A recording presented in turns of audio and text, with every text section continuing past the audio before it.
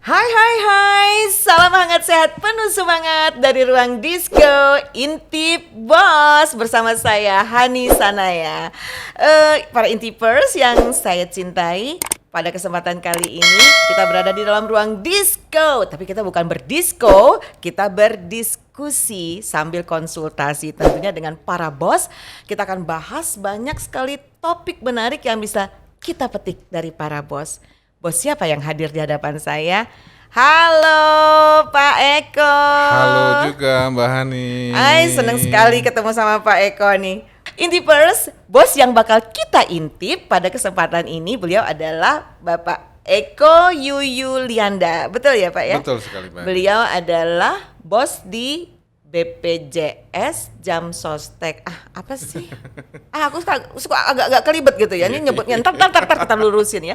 Dan apapun itu beliau adalah salah satu bos di BPJS Ketenagakerjaan yang berada di Kanwil ini ya. Kanwil Sumber Riau. Sumber Riau ya Pak Eko ya. Sumber Riau Kepri sih tepatnya. Sumber Riau Kepri. Jadi 3 provinsi yang Pak Eko bawahi ya. Betul. Nah nih kebetulan ada Pak Eko nih BPJS kelihatannya topik yang seksi untuk kita omongin.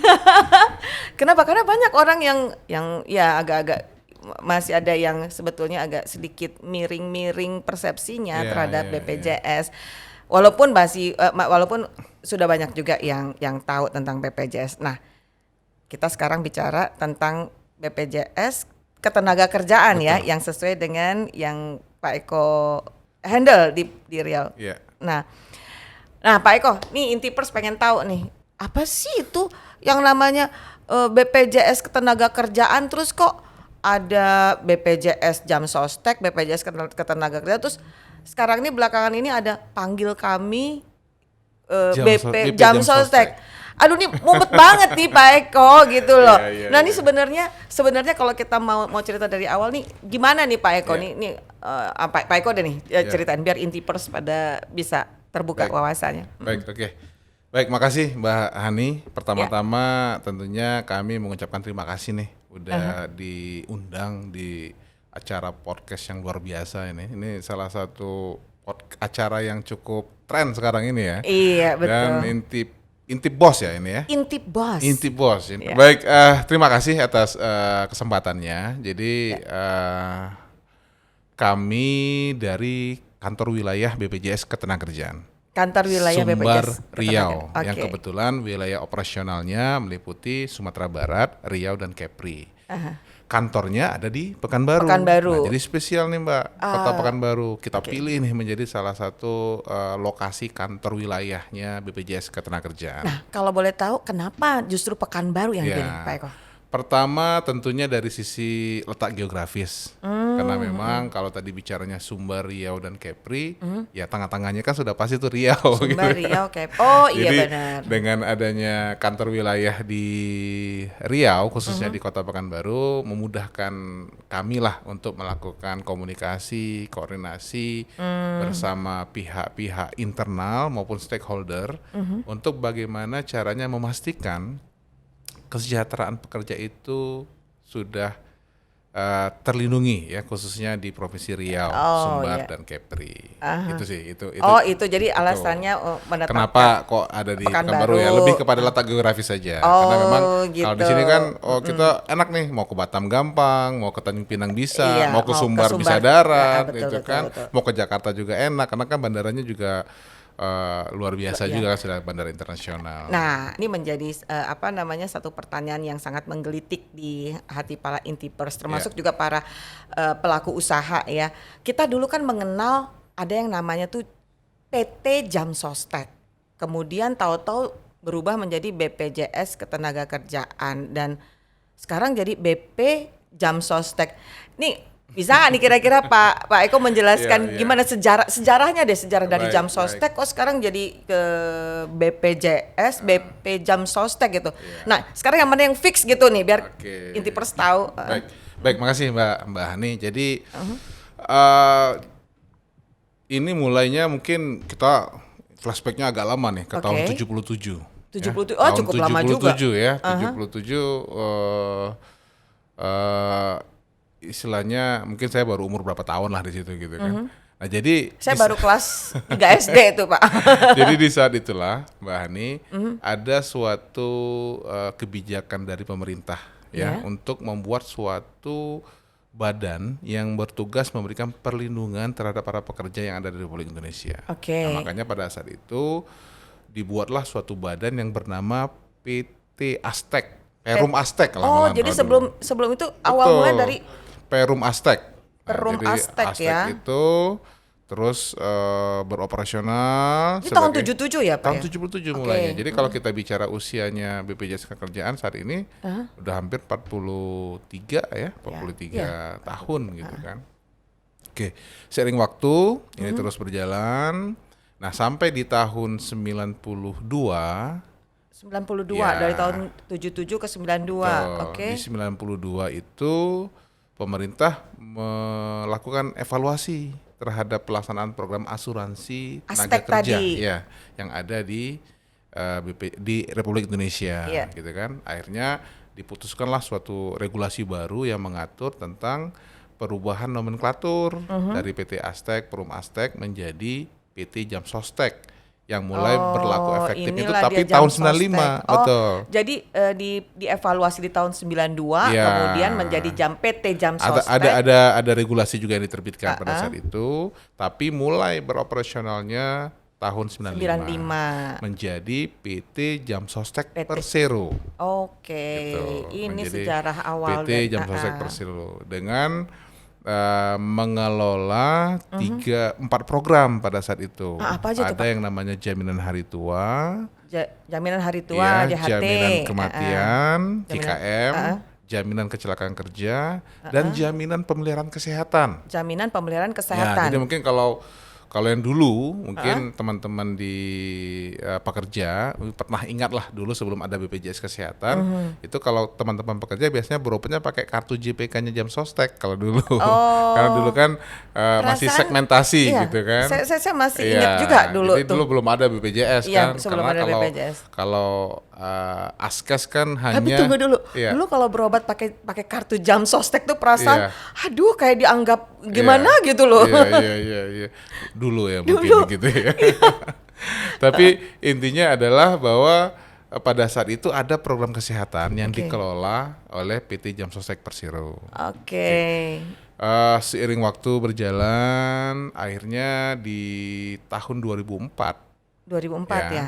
terbitlah undang-undang tentang sistem jaminan sosial nasional. Undang-Undang nomor 40, 40 tahun ya. 2004 ini. Inilah Nah, dia. intinya di dalam undang-undang ini menegaskan kembali bahwa kewajiban negara adalah melindungi warga negaranya terhadap segala kondisi-kondisi, termasuk diantaranya risiko sosial yang mungkin terjadi dalam melaksanakan aktivitas bekerja. Jadi dalam undang-undang nomor 24 ini mengamanatkan agar negara membentuk badan penyelenggara jaminan sosial.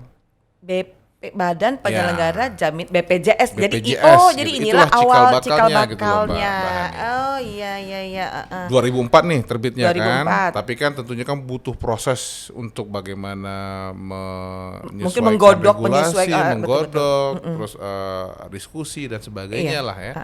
Baru di tahun 2011 terbitlah Undang-Undang Nomor 24 tahun 2011. Wah, ini penerbitan undang-undang untuk sebuah kebijakan itu memang perlu waktu yang lama ya, Perlu Pak waktu Eko yang ya. lama, karena kan memang menyangkut hajat hidup orang banyak ya, jadi tentunya Iya. kan harus benar-benar diperhatikan dari sisi implementasinya, Mungkin akses dan segala. di sini ada jeda waktu ini digunakan oleh pemerintah untuk sosialisasi atau untuk semacam kayak visibility studies atau gimana sih? Oh, macam-macam Mbak. Jadi ada uji Kan publik. uji publik Iya, ya, Pak. karena Undang-Undang nomor 40 tadi itu kan baru bicara tentang skema nih, tentang skema perlindungan. Betul, sistemnya baru. Jaminan Nah, untuk ada nih tenaga kerja. wacana untuk melindungi seluruh masyarakat Indonesia gitu kan Oke. dari risiko sosial gitu kan. Nah, ini kan baru ininya nih programnya gitu loh. Programnya. Nah, siapa yang menyelenggarakan program ini gitu loh. Dibentuklah tuh makanya badan Undang-Undang nomor 24 nomor 24 tadi. Oh, itu dia. penunjukan badan, pembentukan badan yang menyelenggarakannya. Badan penyelenggara Betul. jaminan Jadi Undang-Undang nomor 40 ini tentang sistemnya. Ini Undang-Undang penunjukan nomor 24 badan. ini penunjukannya. Nah, Oke. di undang-undang itulah ditunjuk 2 badan Oh, untuk menyelenggarakan program jaminan sosial yang ada di Republik Indonesia. Yang Oh. satu namanya BPJS Kesehatan. oh itu dia makanya dipecah tuh Betul. lewat undang-undang ini ya. Betul. Yang satu Oke. namanya BPJS Kesehatan, Satu yang lagi. bertransformasi dari PT Askes sebelumnya. Oke. Jadi amanah undang-undang BPJS itu Kesehatan betul ini dari Askes ya. dari Askes berubah menjadi BPJS BPJS Kesehatan. Nah, PT Jam Sostek Persero yang tadi kita ceritakan Ya. bertransformasi menjadi BPJS Ketenagakerjaan. Oh ini dia. Iya. Jadi dari jam sostek ini. Tapi tunggu dulu. Tapi di jam sostek tadi Pak Eko cerita ada juga jaminan kesehatannya. Betul, betul. Oh gitu. Nah, jadi Ini yang dipecah pada nih. saat Undang-Undang Nomor 24 Tahun 2011 tadi sudah diundangkan, Iya. otomatis kan harus segera dilaksanakan. Iya. Nah, akhirnya pada tahun 2014 BPJS Kesehatan mulai 2014 beroperasional. ya. 2014 BPJS. 2014. BPJS Ketenagakerjaan 1 Januari 2015. Oh, yang kesehatan dulu yang Ya, beroperasi. oke.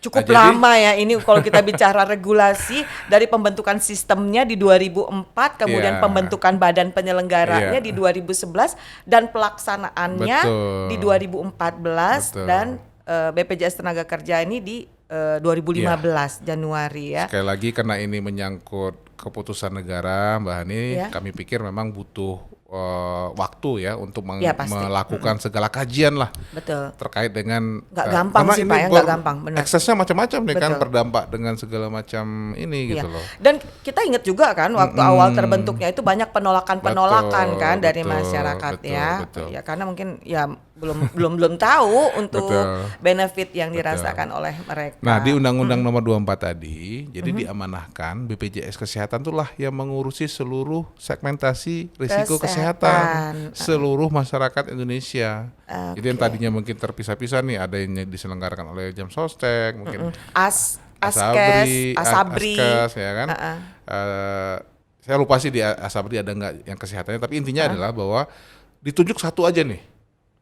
Satu badan aja yang menyelenggarakan jaminan kesehatan untuk Republik Indonesia, yaitu BPJS Kesehatan. Tapi kenapa harus satu ya Pak? Karena Apakah itu nggak jadi kayak semacam monopoli gitu Pak?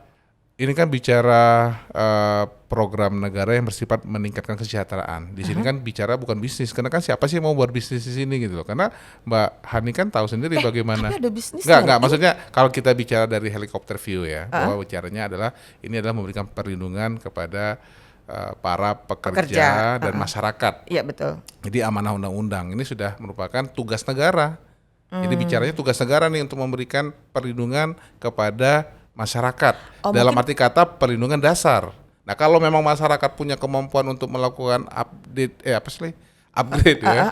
ke perlindungan yang lebih tinggi ya mau Bisa aja cari silakan. asuransi Betul. swasta. Minimal dilindungi oleh negara. Oke. Minimal ya. Minimal Nah, kan tidak semua orang juga punya dengan kemampuan. fasilitas yang paling minim gitu lah ya istilahnya. Dasar lah, namanya dasar juga ya, Pak. dasar. Bukan minim, dasar. Perlindungan dasar. Nah, Perlindungan makanya dasar. kan tidak semua masyarakat kita yang punya kemampuan. Akhirnya pokoknya minimal dilindungi oleh BPJS Kerjaan, minimal dilindungi oleh BPJS Kesehatan. Nah, jadi kembali lagi ke tadi bahwa dengan adanya aturan itu, makanya JPK untuk para pekerja yang sifatnya JPK jaminan pemeliharaan kesehatan. pemeliharaan kesehatan Ya, JPK. yang selama ini menjadi salah satu bagian dari yang kelolanya oleh PT Jam Sostek Persero dialihkan ke BPJS Kesehatan. Ya. Nah, sebagai gantinya BPJS Ketenagakerjaan menyelenggarakan yang namanya program jaminan pensiun. Jaminan pensiun hari tua itu ya? Betul, bukan. Oh, beda lagi. Kalau hari tua itu kan sifatnya lamsam nih. Pada saat kita sudah nggak kerja lagi, baru bisa kita ajukan klaim, uangnya dikembalikan. Kalau jaminan pensiun ya sama kayak pensiunnya di teman-teman di ASN, teman-teman di polisi. pensiun secara berkala gitu loh. Jadi setiap bulan dapat. Dapat. Wah, ini yang perlu diketahui oleh para pengusaha betul. ya. Nah. Artinya gini juga, kalau mengikuti BPJS, mengikuti program BPJS Ketenagakerjaan itu pun artinya kembalinya lagi ke prestis dari perusahaan itu, Iya. kemudian benefitnya bisa dinikmati oleh Betul. si pekerja Betul. sampai Jadi dia pekerja pun bekerja secara tenang, tenang. Dan betul. dia merasa udah saya yakin nih karena saya berapa sudah. lama untuk yang pensiun itu, apa sampai dia meninggal, maaf? Ya jadi gini, ada nanti saya ceritakan ya secara kriteria lengkapnya, tapi intinya adalah kalau memang sudah berhak mendapatkan jaminan pensiun sampai dengan si penerima pensiun meninggal, turun kepada ahli waris istri, Iya. atau kalau istrinya meninggal turun kepada anak maksimal 2. Oh, jadi panjang ini ya masa ini. Panjang. Masya Allah. Jadi ini salah Jadi satu. ini betul-betul program yang Betul. sangat Jadi kalau menguntungkan dulu, sebetulnya. kalau mau dapat pensiun harus jadi PNS ya nggak mesti. nggak mesti. Jadi Sekarang kerja dimanapun tetap. dimanapun, di perusahaan swasta, di bank swasta pun juga bisa dapat pensiun dari negara melalui jam sostek. Nah, ini kan kita bicara sektor formal ya. Iya. Kalau sektor informal ke UMKM-nya gimana tuh? Bisa tuh pekerjanya mendapatkan jaminan pensiun seperti itu? Kebetulan saat ini belum. Oh, Nah, belum. kenapa? Karena memang bicara pensiun tadi kan ada iuran yang harus dibayarkan. Iya. Nah, iuran betul. ini masih sifatnya subsidi ya. Jadi ada yang dibayarkan oleh pengusaha, ada yang dibayarkan oleh Si pekerja. Oh, yang premi itu yang Betul. berapa persen? 2%? 3%. 3% ya. 3%. Oh. Jadi 1% oleh si pekerja, 2% dari pengusaha.